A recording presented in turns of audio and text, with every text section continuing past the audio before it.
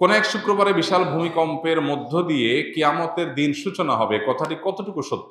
ইসলামের আলোকে বুঝিয়ে বলবেন। কিয়ামতের দিন, মহাপ্রলয়ের দিনটি থাকবে শুক্রবার।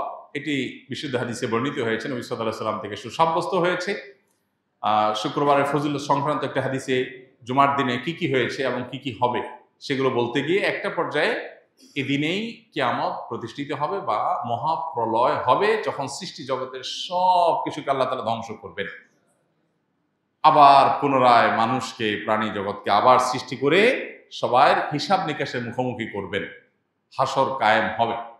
তো এই যে মহাপ্রলয়ের মধ্য দিয়ে যে মহাধ্বংসযজ্ঞ হবে, মহানিনাদ হবে, বিকট আওয়াজের মধ্য দিয়ে গোটা সৃষ্টি জগৎকে আল্লাহ তাআলা শেষ করে দিবেন, সেই দিনটি জুমাবার হবে। এটি বিশুদ্ধ হাদিসের আলোকে প্রমাণিত। এখানে একটা সূক্ষ্ম প্রশ্ন তৈরি হয়, সেটা হলো, জুমার দিনে গোটা দুনিয়া ধ্বংস হবে, এটা হাদিসে আছে, অথচ গোটা পৃথিবীর সব জায়গায় একই দিনে জুমার দিন হয় না।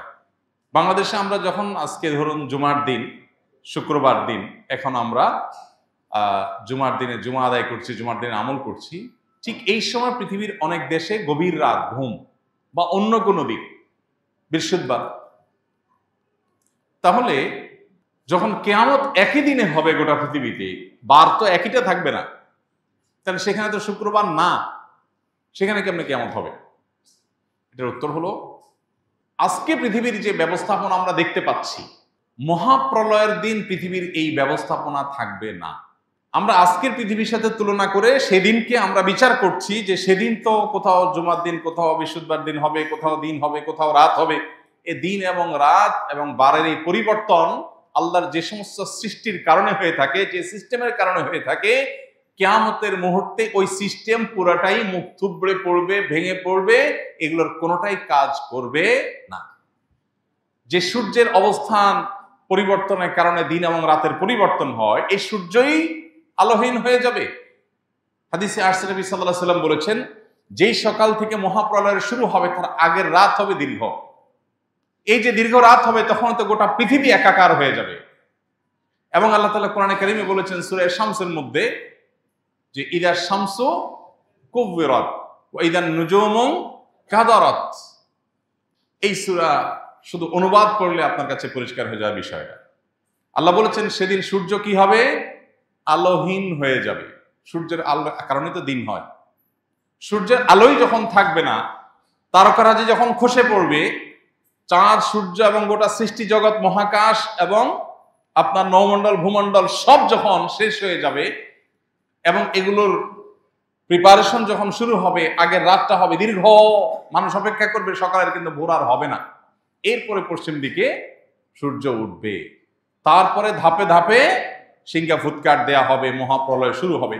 তাহলে বোঝা গেল মহাপ্রলয়ের সেই সময়, সেই মুহূর্ত, সেটা আজকের পৃথিবীর যে সিস্টেম আছে এইটা হুবহু তখন থাকবে না, বরং তখনকার পৃথিবীতে আজকের সিস্টেম, যেটার উপরে দিন রাত নিরূপণ হয়, গোটা পৃথিবী যেভাবে আপনার এক এক অঞ্চল, এক একটা সময় আপনার আমরা পাই, এই পুরো সিস্টেমটাই তখন মুখ থুবড়ে পড়বে। অতএব এটার সঙ্গে মহাপ্রলয়ের সেই সময়কে তুলনা করা যাবে না।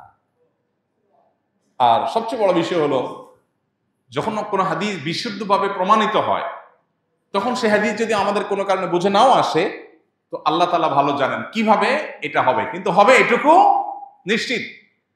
আমার বুঝে নাও আসতে পারে, না আসলেও আমার ঈমানের জায়গা হলো যে হাদিসে নবী সাল্লাল্লাহু আলাইহি ওয়াসাল্লাম বলেছে এটা হবে, তাহলে হবে। অনেক কিছুই তো আমাদের বুঝে আসে না।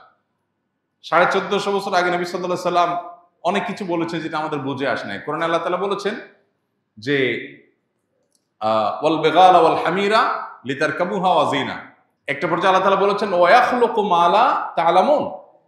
আর এই যে গাদা, খচ্চর, যেগুলো তোমরা বাহন হিসাবে এগুলোকে গ্রহণ করছো, এগুলো দিয়ে তোমরা চলাফেরা করছো। দেখুন তখনকার পৃথিবীতে গাদা, খচ্চর, ওট, ঘোড়া, এই তো, এছাড়া তার বাহন ছিল না। এগুলো দিয়ে মানুষ চলতো, নৌকা দিয়ে মানুষ চলতো। আল্লাহ বলছেন বাহন হিসাবে আরো অনেক বাহন সৃষ্টি হবে যেটা তোমরা জানো না। এখন সেই বাহন, বাস, ট্রাক, বিমান, বিভিন্ন রকমের বাহন তৈরি হয়েছে কি হয় নাই?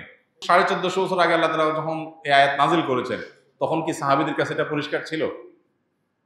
তারা তো দেখছেন যে ঘোড়া, গাদা, খচ্চর, ওঁট, এই তো নৌকা, এগুলোতে তো মানুষ চড়ে, এগুলোই তো বাহন।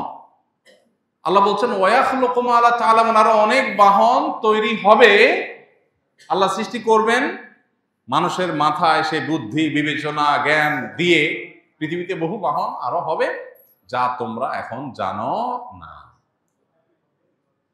এরকম কোরআনের বহু বিষয় যখন নাজিল হচ্ছে তখন বুঝে আসে নাই। সাহাবীরা তো বলে নাই, না মাথায় ধরতেছে না, মানলাম না, তা তো বলেন নাই। অতএব কোরআন বা সুন্নাহ যদি কোনো কিছু বলে, সেটা যদি কোরআন সুন্নাহর কথা হিসাবে সুসাব্যস্ত হয়, তাহলে সেটা ক্লিয়ার, আমার বুঝে আসুক বা না আসুক। আল্লাহ আল্লাহ।